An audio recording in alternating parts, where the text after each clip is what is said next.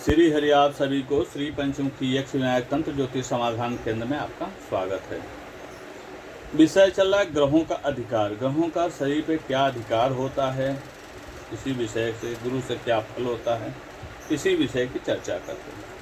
पूर्व में सूर्य चंद्र मंगल और बुध का अधिकार हो चुका है।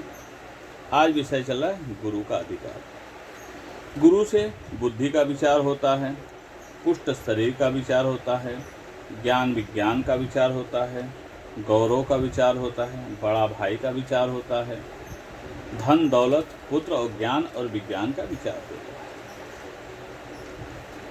बुद्धि का अधिकार ज्ञान शक्ति पर है। गुरु का अधिकार ज्ञान शक्ति पर है। जिसका कुंडली में गुरु बहुत अच्छा होता है, उससे ऐसे जाता है कि ज्ञान शक्ति बहुत अच्छी होती है। यदि गुरु शुभ स्थान में हो, शुभ ग्रह से युक्त हो, तो ऐसे मनुष्य पुष्ट देही, गौर वर्ण, उत्तम अव्यय, धन दौलत के खर्चा करने में सोच विचार करने वाले, आंखें थोड़े बड़े होते हैं, पानीदार होते हैं। यदि गुरु धनु राशि या 9 में मीन राशि का हो, ऐसे जातक ग्रंथकर्ता होते हैं, ग्रंथ लिखते हैं। ऐसे जातक ग्रंथकर्ता होते और ग्रंथ लिखते हैं। यदि गुरु कुंडली में पापक ग्रह से युक्त हो, 3, 6, 8, 12 से युक्त हो या इन भाव में बैठा हो, तो ऐसे जातक विद्या अधूरी रहती है, पूर्ण नहीं होती। और ऐसे व्यक्ति गर्विष्ठ होते हैं, अंतर्वृत्तीय स्वभाव के होने वाले होते हैं। इनका कोई भी कार्य पूरा नहीं होता, आधे पर रुक जाता है। यदि गुरु शुभ स्थान में हो, शुभ ग्रह से युक्त होते हैं, तब तो व्यक्ति अच्छा होता है, सुंदर पुष्ट शरीर के होते हैं, गौर वर्ण के होते हैं, ज्ञान विज्ञान के उत्तम होते हैं। यदि गुरु धनु राशि या मीन राशि का होता है, तो गुरु ग्रंथकर्ता होते हैं। ऐसे जातक ग्रंथ लिखने वाले होते हैं, धार्मिक प्रवृत्ति के होते हैं, आंखें पानीदार होते हैं, सुंदर शरीर के होते हैं, गौर वर्ण के होते हैं।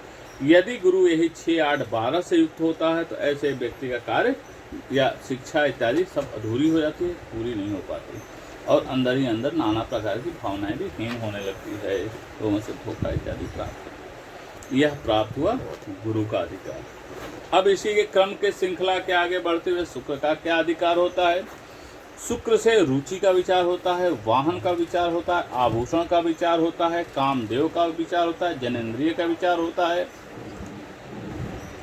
और सुख का विचार शुक्र से होता है। यदि किसी जातक की पंद्रह शुक्र का अधिकार शरीर के वीर्य पे होता है। शुक्र का अधिकार मूलतः शरीर के वीर्य पे होता है, गर्भाशय पे होता है, जनेंद्रिय पे होता है। यदि कुंडली में गुरु शुक्र बहुत अच्छा हो, ऐसे जातक अच्छे पुत्रवान होते हैं, हर प्रकार का सुख की प्राप्ति होता है, तेज पुंज होते हैं, गौर वर्ण के होते हैं, सुंदर चेहरे के होते हैं, कामदेव के समान सुंदर होते हैं, आचार विचार उत्तम होता है। लेकिन यही शुक्र खराब होते हैं, तो ऐसे व्यक्ति का वीर्य में कमी आती है, गर्भाशय में दिक्कत होता है, जनेंद्रिय संबंधी पीड़ा होते हैं, फोड़े फुंसी होते हैं, कंठ इत्यादि, कंठ में रोग होता है, मुख में हो जाता है, स्तन में हो जाता है। और यही शुक्र अच्छा होता है तो व्यक्ति औषधि का, गायन का रुचि रखने वाला होता है, तेज पुंज के समान होता है।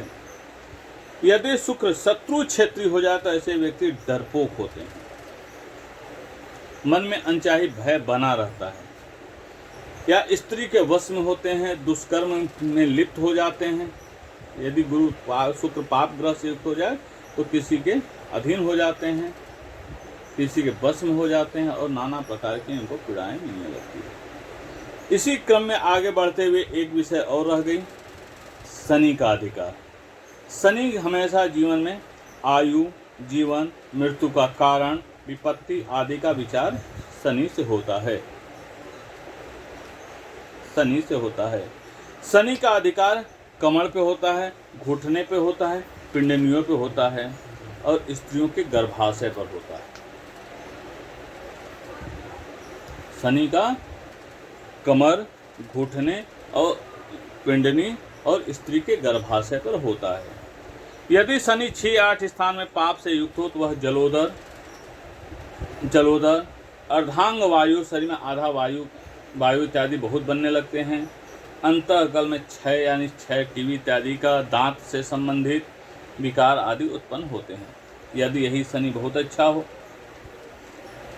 हो, ऐसे जातकों को सभी दुखों से मुक्ति करता है। यदि शनि कुंडली में खराब हो तो घर में दास, नौकर इत्यादि नहीं टिकते, आते जाते रहते हैं। उनके लिए कितना भी करने पर भी उनके द्वारा, दास के द्वारा पीड़ा भी मिलता है। यदि यही शनि कुंडली में पंचम भाव में हो, अनिष्ट हो, तो वांझपन उत्पन्न करता है। संतान अगर गर्भ में आते हैं तो संतान को नष्ट कर देता है, गर्भपात करा देता है, संतान होता अल्प आयुषी हो जाता है, और ये पापग्रस्त दृष्ट न हो अनेक पुत्रों की प्राप्ति देने वाला होता है। लग्न में या लग्न से 2, 5, 6 भाव में शनि हो तो मनुष्य उदास होता है, एकांत प्रिय होता है, और सुख और शरीर से दुर्बल होता है। यह शनि का अधिकार है। राहु का अधिकार जो होता है दादा पे होता है, और माता का अधिकार नाना पे होता है। यही कुंडली में यही सभी ग्रहों का अधिकार प्राप्त है। अब इसी क्रम में आगे आपकी पढ़ाई होगी। ग्रहों का अंग विचार, राशियों से कौन सी राशि शरीर के कौन से अंग में का विचार करते हैं, इसी विचार के अनुसार आगे की पढ़ाई चलेगी। अतः आप लोग इसको ध्यान से पढ़ें, ध्यान से समझें, ध्यान से सुनें कि कौन कौन से ग्रह का क्या अधिकार है। तो सूर्य का अधिकार हृदय के धमनियों पे है, चंद्रमा का अधिकार मन पे, बुद्धि पे है, बुध का अधिकार वाणी पे है, मंगल का अधिकार मांस पे है, गुरु का अधिकार ज्ञान पे है, शुक्र का अधिकार वीर्य पे है, शनि का अधिकार घुटनों पे और कमर पे है, और राहु का अधिकार दादा कुल पे है, केतु का अधिकार नाना कुल पे है। यही सभी ग्रहों का अधिकार। अगर कुंडली में ग्रह अच्छे होते हैं तो इस कुल से लाभ होता है, और ग्रह खराब होते हैं तो इसी चीज